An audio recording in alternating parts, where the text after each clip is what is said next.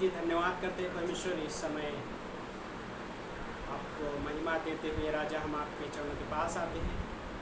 सर्वोच्च परमेश्वर, आपके हाथों में सब कुछ है प्रभु, आपके हाथों में नियंत्रण में हर एक चीज़ है प्रभु। तो यीशु मसीह, हम इस समय प्रभु इस संगति के लिए धन्यवाद देते हैं। इस वचनों को जो हम पढ़ेंगे परमेश्वर, पवित्र आत्मा के द्वारा हमसे बातें कीजिए प्रभु। हर एक व्यक्ति के जीवन को प्रभु आशीषित कीजिए प्रभु, आपके वचनों के द्वारा, आपके प्रॉमिस के द्वारा प्रभु। धन्यवाद करते हैं राजा, धन्यवाद करते हैं प्यारे पिता। आपकी इच्छा पूरी होने पाए प्रभु, आपके आत्मा के द्वारा हमें अगुवाई कीजिए। यस लॉर्ड, धन्यवाद करते हैं लॉर्ड, धन्यवाद करते हैं। इस समय ब्लेस कीजिए इस हिस्सों को प्रभु, यीशु मसीह के नाम से आमीन। सो यशायाह का 40 अध्याय खोल सकते हैं आप लोग।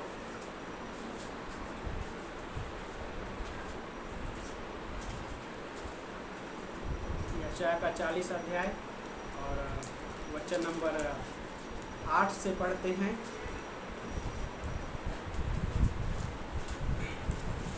सात से पढ़ लेते हैं। अध्याय 40 वचन नंबर 7 और 8। सो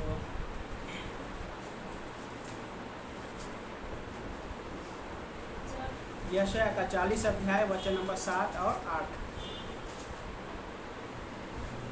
प्रत्येक प्राणी घास है और उसकी सारी शोभा मैदान के फूल के समान है। जब यहोवा का श्वास उस पर पड़ता है तो घास सूख जाती है और फूल मुरझा जाता है। निश्चय ही प्रजा घास है, घास तो सूख जाती है, फूल मुरझा जाता है, परंतु हमारे परमेश्वर का वचन सदा अटल रहेगा, है ना। सो परमेश्वर इस वचनों को आशीषित करें यीशु मसीह के नाम से आमीन। सो सबको जय मसीह जो इस वीडियो को देख रहे हैं। सो आप सभी को धन्यवाद देते हैं हमारे साथ जुड़ने के लिए और आप सबकी प्रार्थनाओं के लिए भी। सो इस पंक्तियों में अद्भुत हिस्सा है ना। एक कई बार परमेश्वर का वचन मनुष्य की तुलना घास या उन चीज़ों से भी करता है। सुंदरता के बारे में भी वही है, चीज़ें कह रहा कि एक फूल के समान है, मुरझाने जैसा है। जीवन भी कई बार है बिना परमेश्वर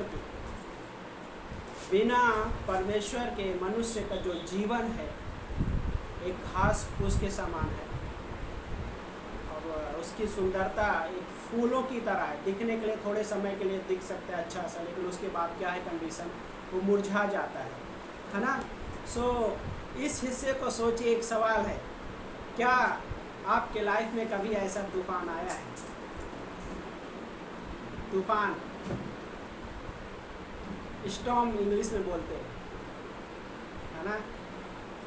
क्या तूफान आया है? हर किसी के जीवन में कहीं ना कहीं किसी भी प्रकार का जरूर होता है तूफान। किसी के जीवन में छोटा तूफान होता है, आता है तूफान और चला जाता है तूफान, लेकिन कई बार आता है और लंबे समय तक टिकता है तूफान।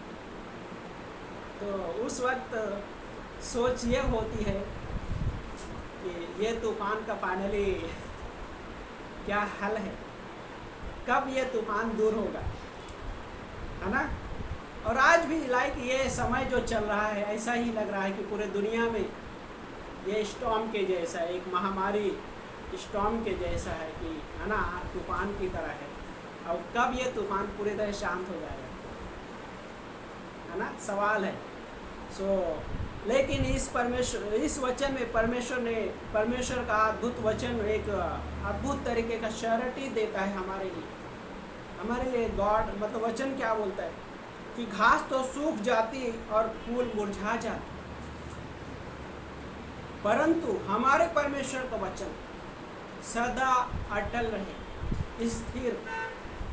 उसको कोई ना मनुष्य उसको डगमगा सकता है वचन को, और ना ही बाय द वे ना तो स्वर्गदूत भी और ना ही शैतान भी, भले शैतान इधर उधर करके कुछ चालाकी से कुछ चीज़ें कर ले, लेकिन जो रियल है वो रियल है ना। और ये एक अद्भुत तरीके का हमारे पास एक अश्योरेंस जिसको कहते हैं हमारे पास है। सो जब तूफान आता है तो डर भी होता है, ऐसा नहीं है कि डर नहीं लगता है तूफान में, है ना। सो लेकिन इस वचन में जो परमेश्वर का वचन हमारे पास है, वो क्या बोलता है कि सदा स्थिर है, अटल है, उसको किसी भी चीज़ों से हिलाया नहीं जा सकता है। वो जो नींव है, यीशु मसीह जो हमारा नींव है ना, उस नींव को कोई भी, बहुत लोगों ने हिलाने की कोशिश की। बहुत सारे लोग चर्च इतिहास में हम सुनते पढ़ते हैं, क्या है, बहुतों ने, है ना, इस बाइबल के बारे में कहा कि ये बाइबल कुछ दिनों के बाद नहीं रहेगी। लेकिन क्या हुआ, जिस पर्सन ने ये चीज़ें कहा था कि बाइबल का नामो निशान खत्म हो जाएगा, उसी पर्सन के जगह पे पहला प्रिंटिंग प्रेस जो बाइबल छपी, क्योंकि गॉड का कहा हुआ जो वचन है वो फुलफिल होता है, सदा अटल रहेगा। बहुत सारे लोगों ने इधर उधर करने की कोशिश की, लेकिन नहीं हो पाया। बहुतों ने जला दिया बाइबल को, लेकिन परमेश्वर का वचन फिर भी लोगों के पास पहुंचा, क्योंकि वो परमेश्वर हमारा, वो भी कभी नहीं बदलने वाला परमेश्वर, वो अटल है, दृढ़ परमेश्वर है ना, दृढ़ परमेश्वर है।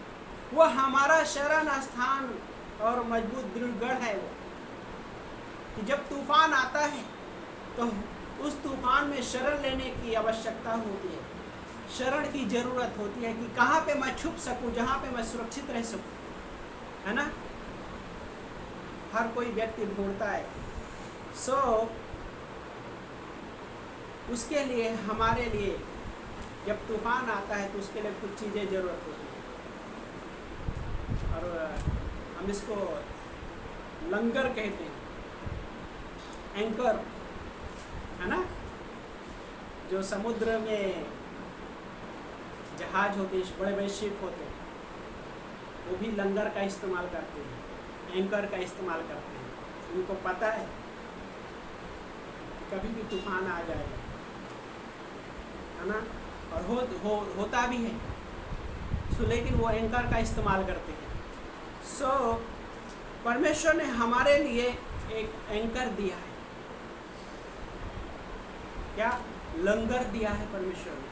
और जो लंगर है वो एक्चुअली देखा जाए स्टेबल का और सिक्योरिटी का एक चिन्ह है। लंगर जो होता है, लंगर, एंकर, स्टेबिलिटी और सिक्योरिटी का एक चिन्ह होता है, चिन्ह है वो, है ना। लंगर को लगा दिया जाता है तो वो अपने माइंड में पूरा सुरक्षित है कि ये जहाज स्टेबल रहेगी। और हमारे लाइफ में भी वैसा ही है। और ये लंगर क्या है, समझ गए? ये जो एंकर जिसको कहते हैं, लंगर, वो क्या है? यह है परमेश्वर का वचन। परमेश्वर का वचन है जो हमारे जीवन में जब तूफान आएगी तो उस तूफान के समय में ये जो लंगर है मुझे मेरे लाइफ में स्थिरता देगा, सुरक्षा देगा। और आज इस दुनिया में वही हर एक इंसान एक हिसाब देखा जाते चीज़ों के पीछे है, ढूंढ रहा है, स्थिरता ढूंढ रहा है और सुरक्षा ढूंढ रहा है ना। सुरक्षा ढूंढ रहा है, कैसे सुरक्षित रहें हम। लेकिन सुरक्षा के लिए गॉड ने हमारे पास क्या दिया है? वचन दिया है। उस व्यक्ति का जो जीवन, जो जिस व्यक्ति ने परमेश्वर पर विश्वास नहीं किया, उसका लाइफ कैसा है? यशायाह का 40 में जो हमने पढ़े कि उसका लाइफ कैसा, क्या बोल रहा है कि घास तो सूख जाती है, फूल मुरझा जाता है, लेकिन हमारे परमेश्वर का वचन कैसा है? सदा अटल रहे। और वो वचन जो सदा अटल रहने वाला वचन परमेश्वर ने हमें और आपको दिया। हर एक मसीही के पास लाइक ये बाइबल जो परमेश्वर के कहे हुए वचन है, परमेश्वर का श्वास है। दूसरा तिमुथी 3:16 कि संपूर्ण पवित्र शास्त्र परमेश्वर की प्रेरणा से रचा गया है। प्रेरणा जो शब्द है वो क्या है? थियोप्लुस्टास, जो ग्रीक भाषा में न्यूमा शब्द जो है क्या है? हवा, श्वास, परमेश्वर का श्वास है। और उस श्वास की हर एक व्यक्ति को जरूरत है आज, क्योंकि उसमें जीवन है, उसमें जीवन है। और परमेश्वर का वचन क्या कह रहा है? परमेश्वर का वचन उसका से अटल है, उसको किसी भी चीजों से हिलाया नहीं जा सकता है। और यीशु मसीह ने भी वही चीज कहा मत्ती के अध्याय में, क्या कहा कि बुद्धिमान व्यक्ति वो है जो अपना घर उस चट्टान पे बनाता है कि जब आंधी और तूफान आएगा तो चट्टान पे बना हुआ घर स्थिर रहे, उसको गिरा नहीं पाएंगी। और वो चट्टान हमारा प्रभु यीशु मसीह और उसके वचन है, चट्टान के जैसे कहे हुए वचन है ना। और ये परमेश्वर की ओर से है, ना कि किसी मनुष्य के ओर से।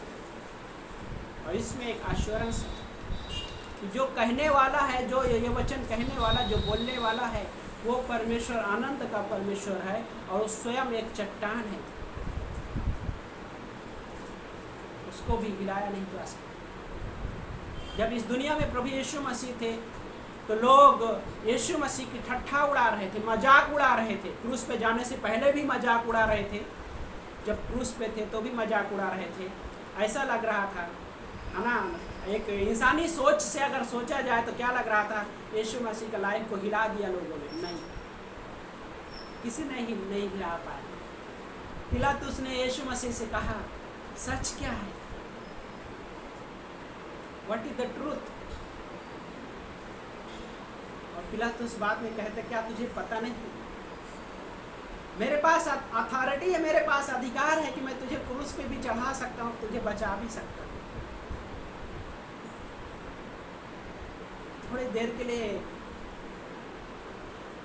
ऐसा लग रहा था, अगर इंसानी सोच से सोचा जाए, क्या कि पिलातुस के पास पावर है? यस, पावर थी, लेकिन क्या उस पावर से यीशु मसीह को हिला सका? यीशु मसीह के जीवन को क्या उस जीवन में तूफान जैसा दिख रहा है? नहीं। यीशु मसीह रिलैक्स। यीशु मसीह ने क्या कहा? यदि कोई भी अधिकार मेरे पिता की ओर से ना हो तो मुझ पर कोई अधिकार नहीं करता। हर एक अधिकार मेरे पिता की ओर से दिए।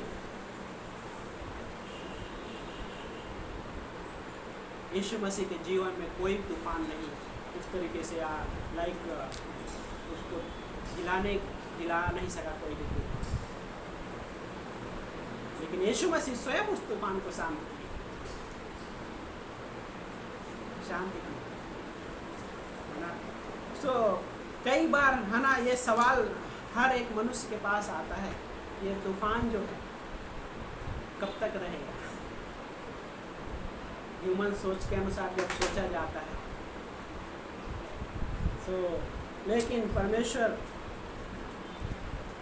का वचन हमारे लाइफ में जब तूफान आता है तो एक लंगर की तरह है, एंकर की तरह, वो मुझे हेल्प करेगा, मुझे वो स्थिर रख सकता है। परमेश्वर का वचन मेरे प्राण में वो लंगर की तरह है। इब्रानी का अध्याय 9 अध्याय 6 और 19 अध्याय में, अध्याय 6 और वचन नंबर 19 में पंक्ति में, हमारे प्राणों के लिए एक लंगर के जैसा है ना। और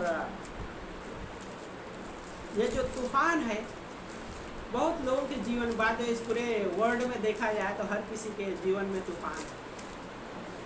और ये तूफान किस प्रकार का होता है पता है क्या? कि कई लोगों के जीवन में अलग अलग तूफान होता है, स्टॉर्म। उस तूफान की वजह से क्या होता है, क्या है, सेपरेशन होता है लोगों के लाइफ में, डिवोर्स होते हैं, तलाक होते हैं बहुत सारे लोगों के लाइफ में, किस वजह से, तूफान की वजह से, है ना। बहुत सारे चीज़ों को खो देते हैं लोग इस तूफान की वजह से, है ना। और टूटा हुआ रिलेशन होते हैं बहुत सारे इस तूफान की वजह से, क्योंकि ये तूफान साधारण मीन्स कहने का मतलब कि इसमें बहुत अलग अलग हिस्सा होता है। लोगों के जीवन में इस तरह से तूफान आता है, लेकिन कई बार लोग अपने जीवन में इस तूफान को कैसा पता है, प्राइवेटली, सीक्रेटली तरीके से रखते थे लोग, किसी को पता नहीं चलने चाहिए। हमारे जीवन में जो तूफान चल रहा है किसी को पता नहीं चाहिए, बहुत सीक्रेट तरीके रखते हैं, लेकिन क्या होता है, वो अंदर ही अंदर हानि पहुंचाता है। और तो क्या होता है कि इस तरह से, लेकिन वो किसी को बता नहीं पाते, है ना। लेकिन आगे क्या होता है, कई लोग तूफान के बारे में बात भी नहीं करना चाहते। ये जो हमने लिस्ट पढ़ा कि सेपरेशन होता है ना, डिवोर्स होता है, बहुत सारी चीज़ों को खो देते हैं लोग, और भी ब्रोकन रिलेशनशिप होते हैं, और भी बहुत सारी चीज़ें होते हैं, उस चीज़ों के बारे में लोग बातें नहीं करना चाहते। लेकिन क्या उस परमेश्वर को नहीं पता?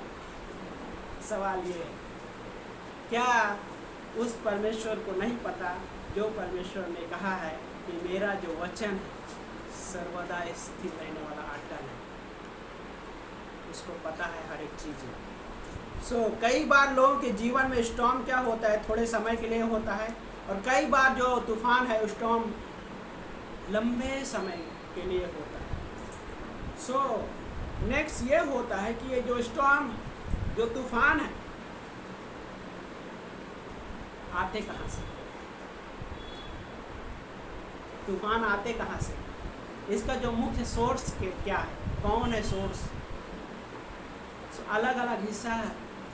तो कैसा है पता है कि कुछ तूफान हम खुद तैयार करते हैं,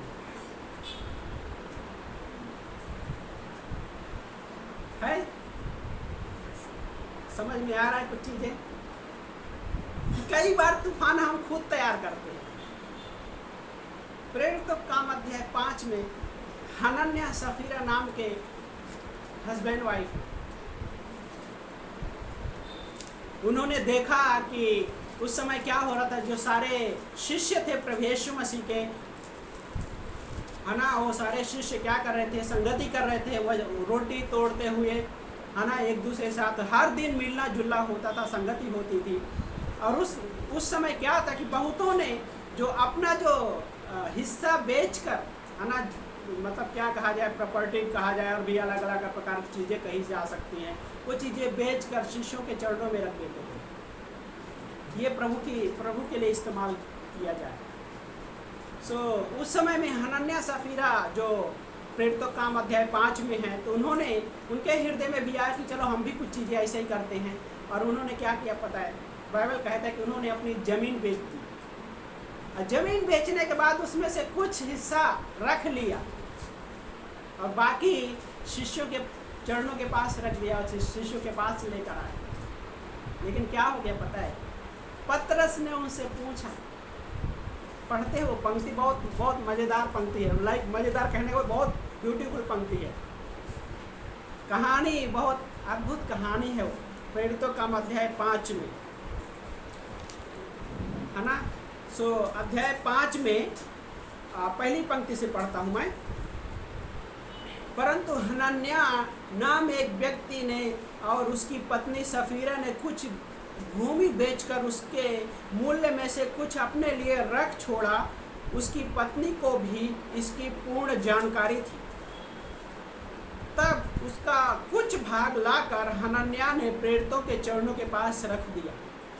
परंतु पतरस ने कहा, हनन्याह, शैतान ने तेरे मन में यह बात क्यों डाली कि तू पवित्र आत्मा से झूठ बोले और भूमि के मूल्य में से कुछ बचा कर रख ले। है ना। क्या किया हनन्याह ने? पवित्र आत्मा से झूठ बोला, स्वयं परमेश्वर से झूठ बोला, और उसमें से क्या किया, थोड़ा हिस्सा रख लिया और कुछ थोड़ा हिस्सा लाकर उनके शिष्यों के चरणों के पास लाया। क्या हो गया यहाँ पे? तूफान सोचिए थोड़ी, क्या लगता है ये तूफान उन्होंने खुद तैयार नहीं किया? हाँ? और क्या है उस कहानी में, क्या होता है? परमेश्वर से झूठ बोलने की वजह से लाइक हनन्याह की डेथ होती है। तूफान इतना खतरनाक तौर पे, लाइक कहने का मतलब उनका लाइक अगर वो विश्वासी है तो उद्धार नहीं खोए रहेंगे बाय द वे, है ना। स्वर्ग में हम पूरी तरह से इसका जानकारी मिल जाएगी, है ना। कोई वीडियो देख रहा है और सवाल करेगा कि क्या हनन्याह विश्वासी था, हनन्याह सफीरा, क्या वो उद्धार खो दिए? यदि वो विश्वास में थे तो उद्धार नहीं खोया, है ना। अनंत की सुरक्षा का जो उपदेश के अनुसार उन्होंने अगर विश्वास में है तो उद्धार नहीं खोया। लेकिन क्या हो गया? वो तूफान क्या हुआ? ऐसा तूफान आया कि डेथ तक लेके गया, मौत, खतरनाक। और जब हनन्याह को दफना कर आए, वापस लौटे, तो पतरस ने उसकी पत्नी से भी पूछा, सफीरा से। और वचन कहता है कि हमने पढ़ा कि वो जो बात है सफीरा को भी पूर्ण रूप से पता था।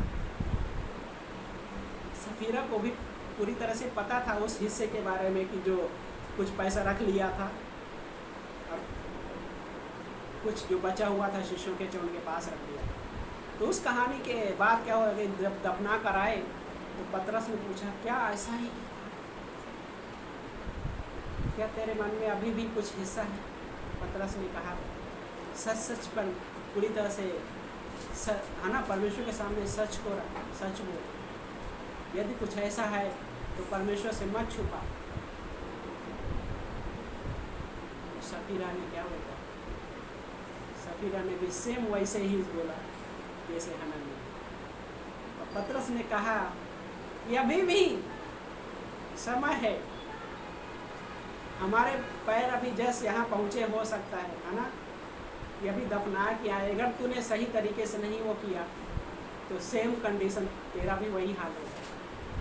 और कह ही रहे थे और सफीरा के भी डेथ हो जाती है। सफीरा के भी डेथ हो जाती है और उसको भी दफना करते। कहने का मतलब तूफान कई बार हम खुद तैयार करते हैं, है ना।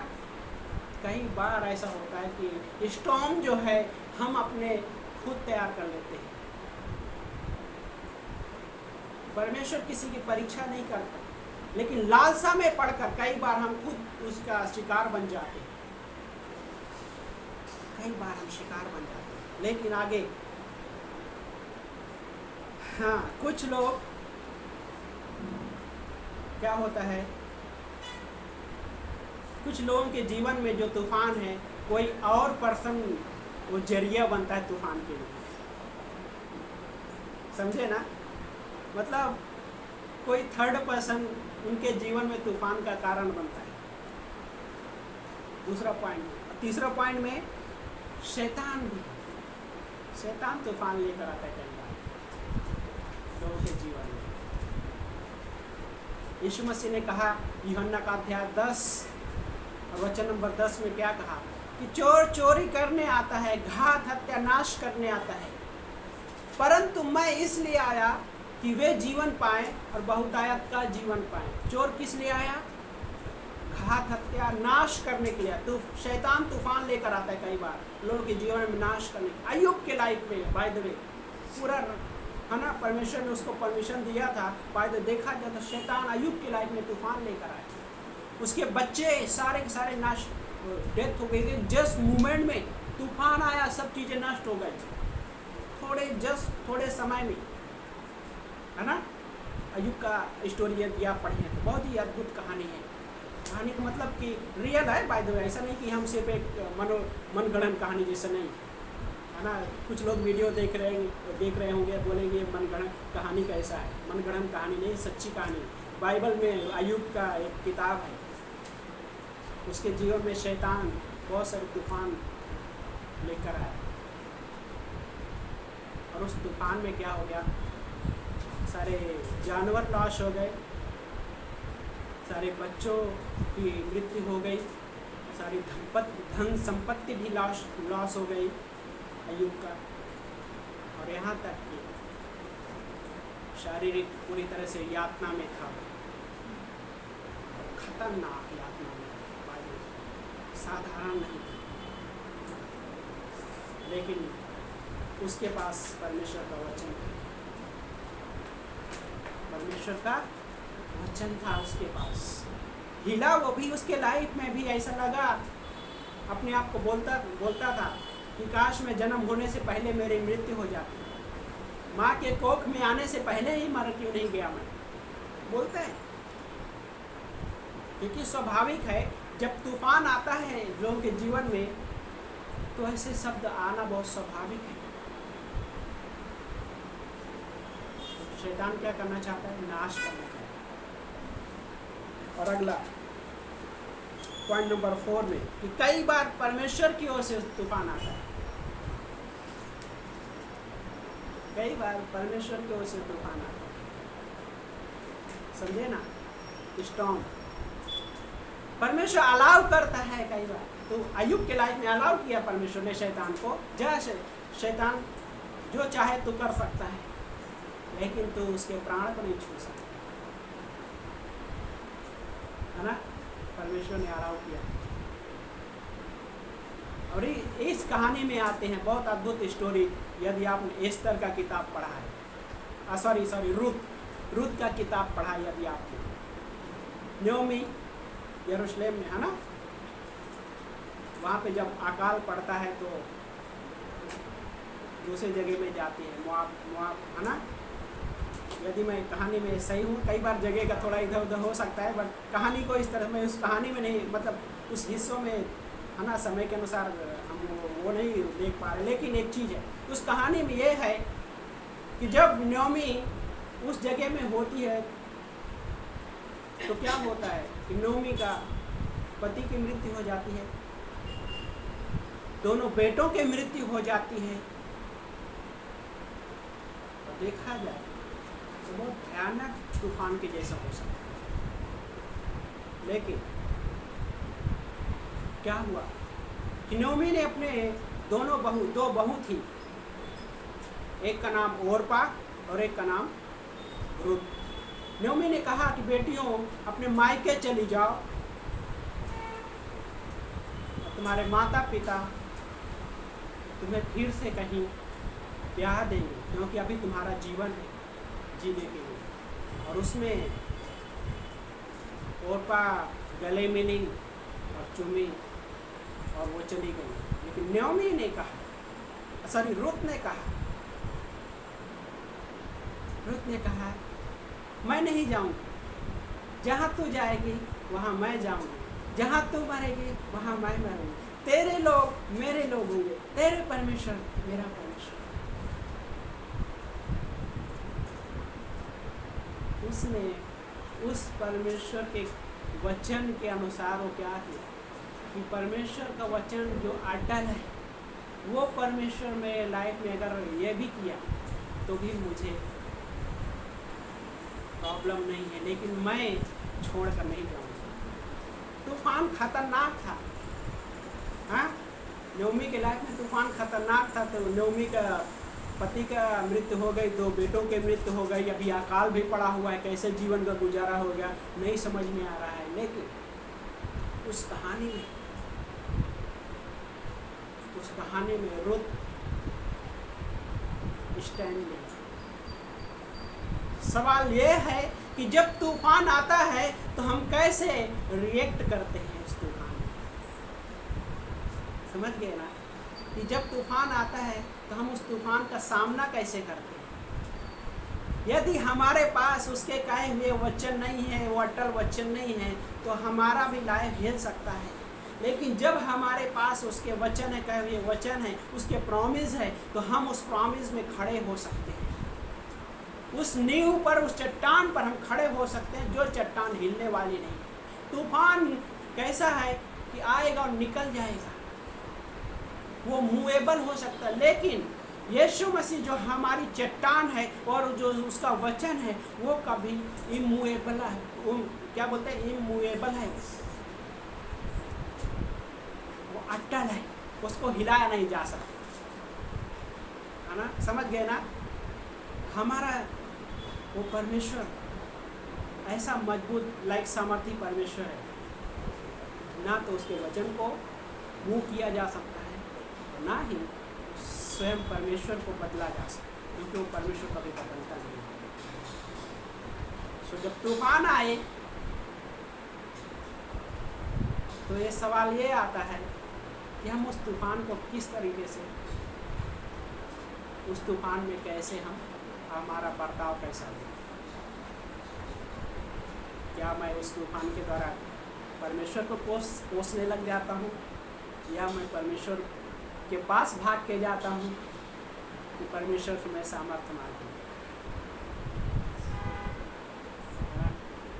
जब ये चीज़ें हो, परमेश्वर के पास भागो,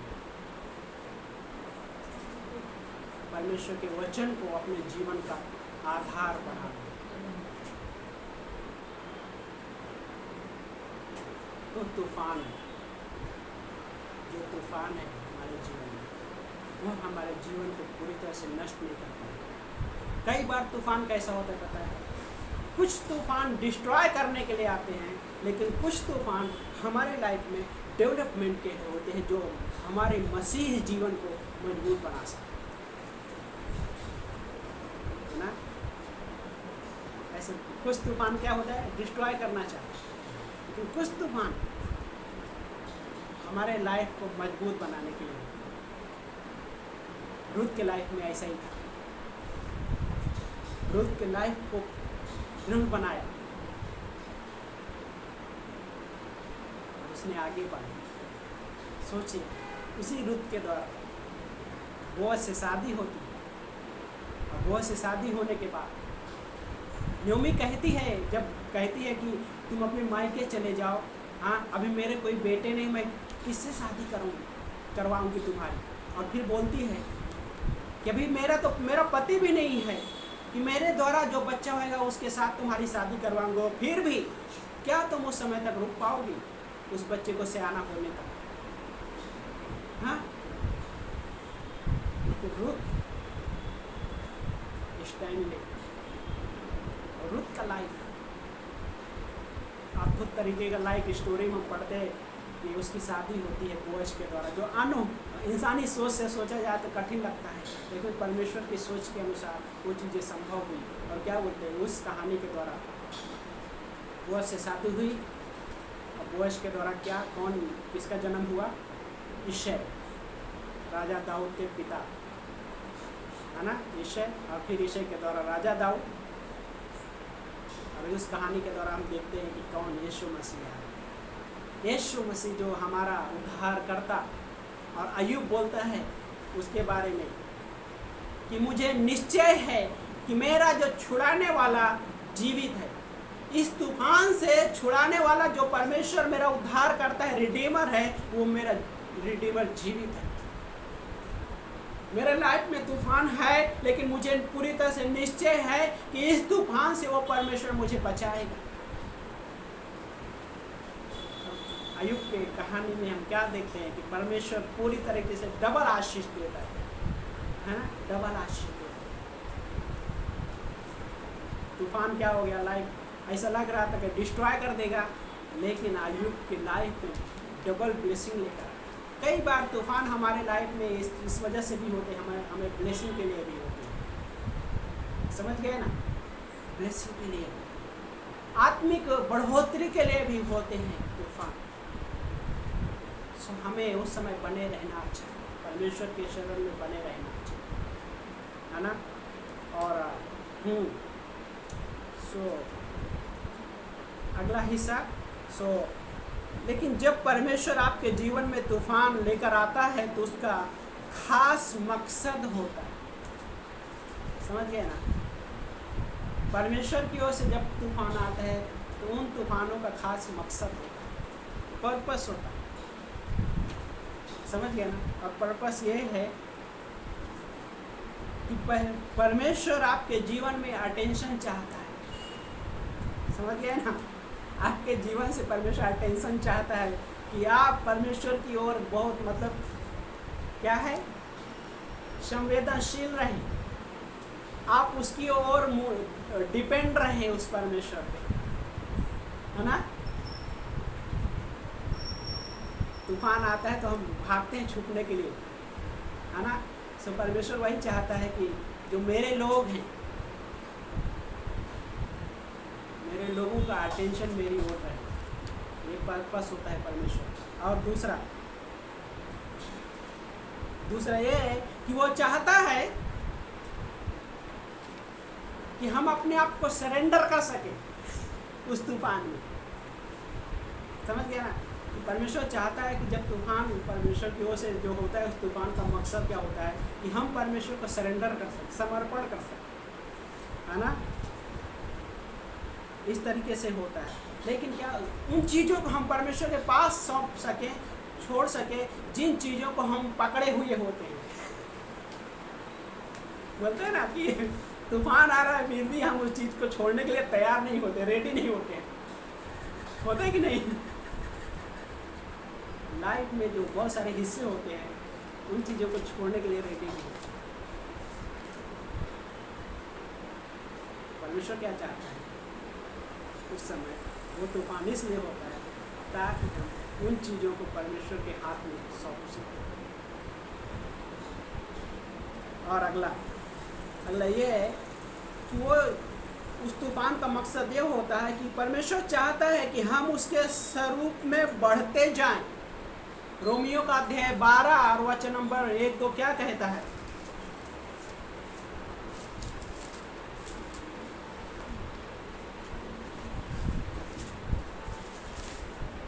रोमियो का अध्याय 12 और वचन नंबर 1-2 क्या कहता है कि अतः हे भाइयों, मैं परमेश्वर की दया का स्मरण दिलाकर तुमसे आग्रह करता हूँ कि तुम अपने शरीरों को जीवित, पवित्र और ग्रहण योग्य बलिदान करके परमेश्वर को समर्पित कर दो।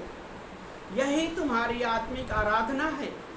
इस संसार के अनुरूप ना बनो, परंतु अपने मन के नए हो जाने से तुम परिवर्तित हो जाओ कि परमेश्वर की भली भांति ग्रहण योग्य और सिद्ध इच्छा को तुम अनुभव से मालूम कर सको। मतलब क्या चाहता है कि हम इस संसार के अनुरूप ना बने, परंतु हम अपने मन के नए बनाए जाने में क्या हो, परिवर्तित हो जाए।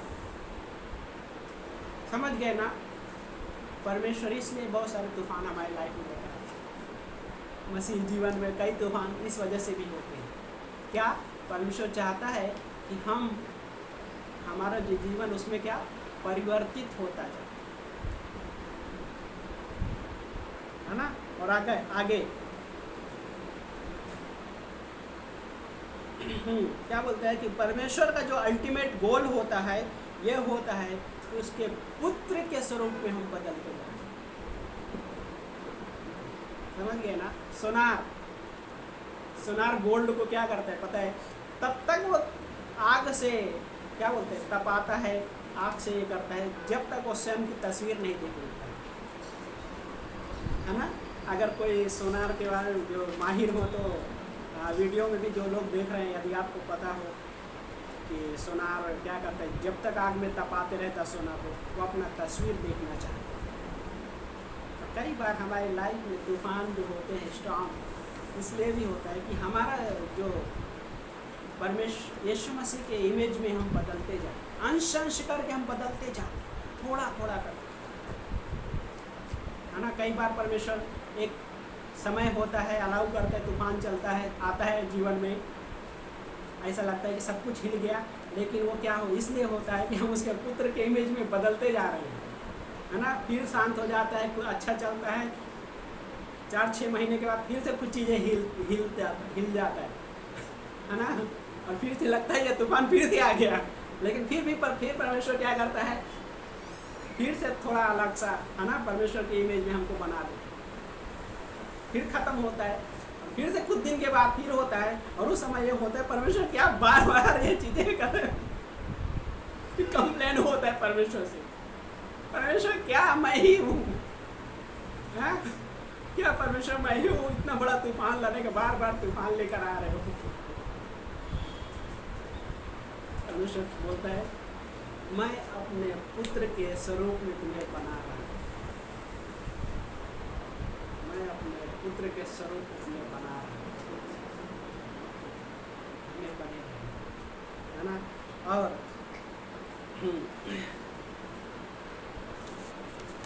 आखिरी में कि जो तूफान है ना, हमारे आत्मिक जीवन को मजबूत करने के लिए मकसद होता है। आत्मिक जीवन को मजबूत करने के लिए यह परमेश्वर का मकसद होता है कि हमारा जो अटेंशन उसके साथ बना रहे, है ना। और हाँ, लास्ट में ये है कि जो हमने मैसेज के दौरान भी कहे कि तूफान आएगा और चला जाएगा, लेकिन जो परमेश्वर का लंगर एंकर है, वो जो स्वयं परमेश्वर का वचन है, वो हमेशा हमेशा के लिए अटल रहेगा, दृढ़ रहेगा। मत्ती का 24 अध्याय में और वचन नंबर 34 और 35 में यीशु मसीह ने कहा, लाइक उस पंक्ति में कहा है, पढ़ते हैं मत्ती का 24 अध्याय।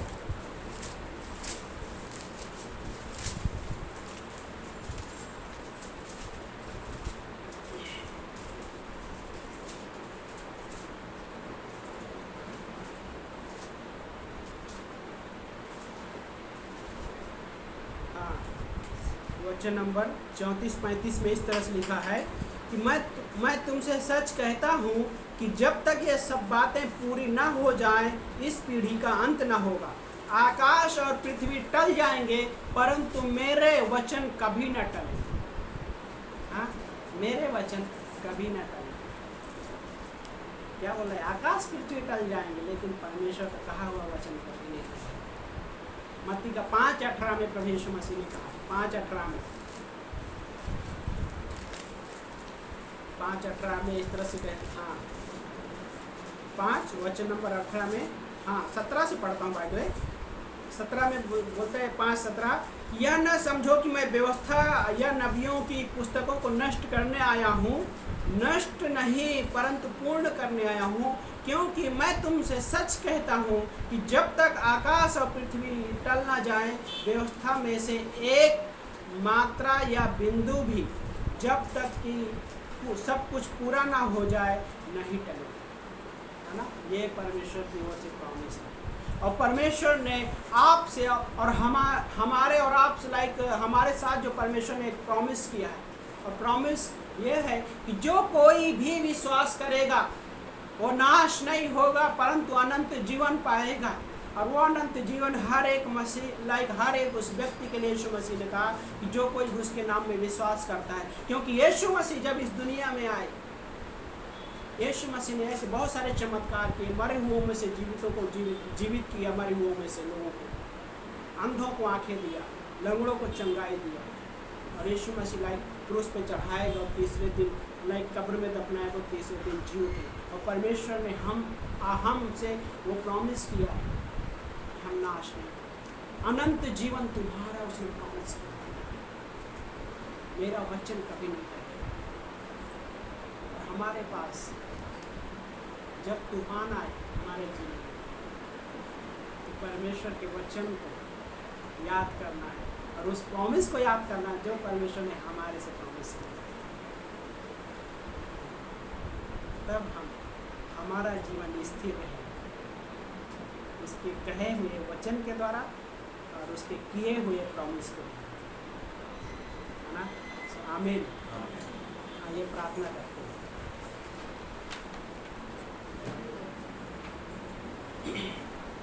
प्रभु जी, धन्यवाद करते हैं परमेश्वर, आपकी महिमा प्रशंसा करते हैं राजा, ये इस अद्भुत समय के लिए, इस अद्भुत दिन के लिए परमेश्वर जो आपने हमें दिया प्रभु। यस लॉर्ड, ऐसे बहुत सारे तूफान होते हैं, ऐसा लग रहा है कि नाश हो जाएंगे, लेकिन यस प्रभु आपने कहा है कि मेरा वचन सदा अटल रहेगा।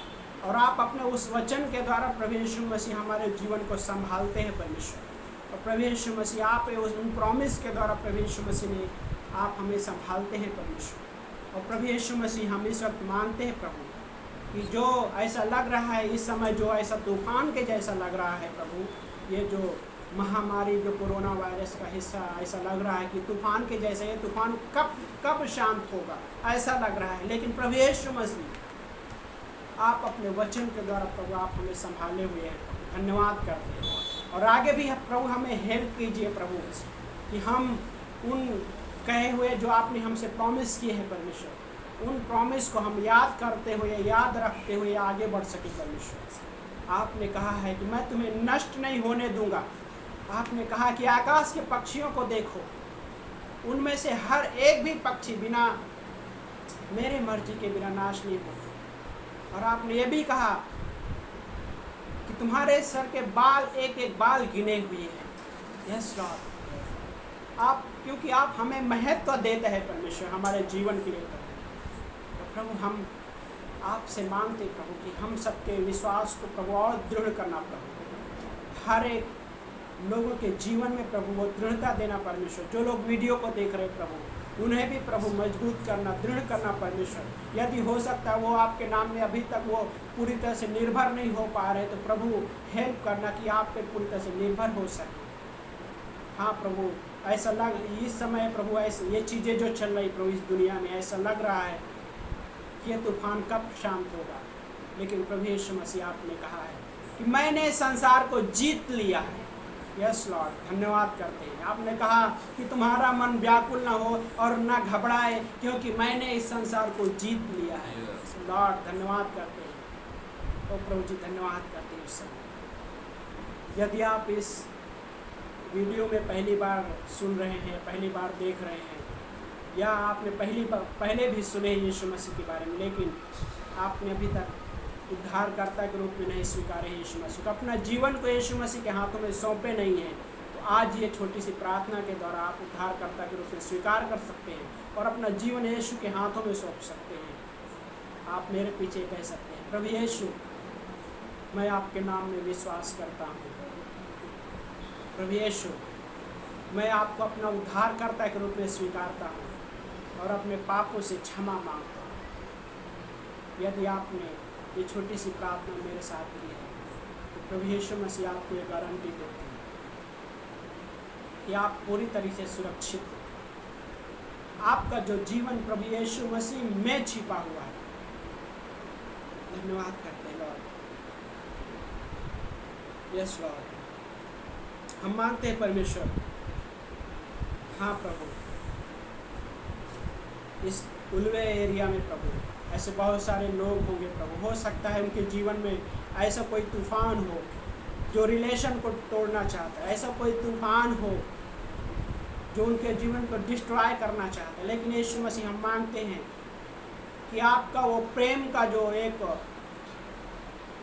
संदेश वहाँ पे पहुँचने पाए, आपका वचन उनके पास पहुँचने पाए प्रभु, और वो उस तूफान से बच सके जो तूफान उनके जीवन में नष्ट करने के लिए आया। लेकिन यीशु मसीह आपके वचन के द्वारा प्रभु उन्हें उनके जीवन को बचाइए प्रभु, उनके पापों को क्षमा कीजिए प्रभु। आप लोगों को मदद कीजिए प्रभु कि आपके सुसमाचार को समझ सके, आपके प्रेम को समझ सके प्रभु।